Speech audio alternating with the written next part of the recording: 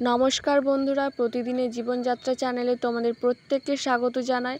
বন্ধুরা, এরকম মিছিল আমরা প্রায় সবাই দেখেছি।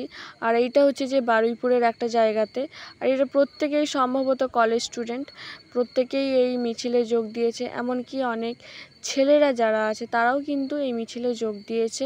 আর এই আজকে আন্দোলন বা আজকে বিচারের জন্য এত কিছু যুদ্ধ শুধুমাত্র তিলোত্তমার জন্য নয়, আমাদের প্রত্যেকের জন্য, প্রত্যেকটা মেয়ের জন্য।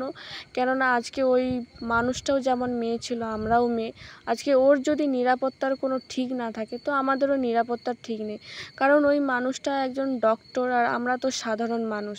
আর এই অন্যায়ের যদি প্রতিবাদ করা না হয় কখনো, তাহলে এই অন্যায় প্রতিদিন কিন্তু বাড়তেই থাকবে। আর এতে আমরা কখনো রাস্তাঘাটে নিরাপত্তার সাথে কিন্তু বেরোতে পারবো না।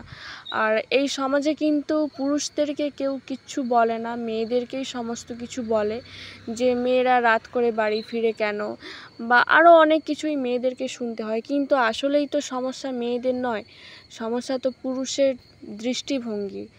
দৃষ্টিভঙ্গিতেই তো সমস্ত কিছু, মন মানসিকতাতেই সমস্ত কিছু।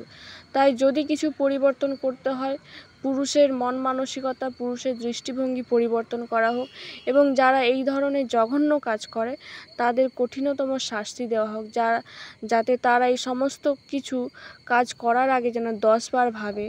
তো এইভাবেই প্রতিনিয়ত প্রত্যেকেই কিন্তু মিছিল করে যাচ্ছে।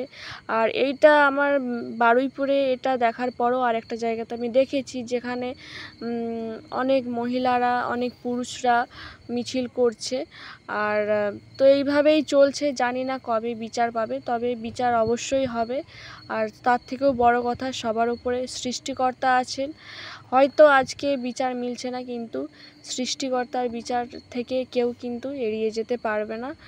আর প্রায় অনেকটাই মিছিল এরা এগিয়ে চলেছে। আর পেছনে যেহেতু বাস আছে, বাস বলতে কি, মিছিলটা যেহেতু দাঁড়িয়ে দাঁড়িয়ে অনেক সময় যাচ্ছিল, তো পেছনে পুরো গাড়ি একেবারেই জ্যাম হয়ে গেছে।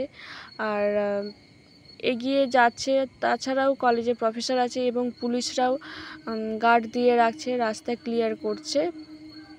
তো আমি দাঁড়িয়ে দাঁড়িয়ে পুরো ভিডিওটা করছিলাম, আর সাথে ফোঁটা ফোঁটা বৃষ্টিও হচ্ছিল।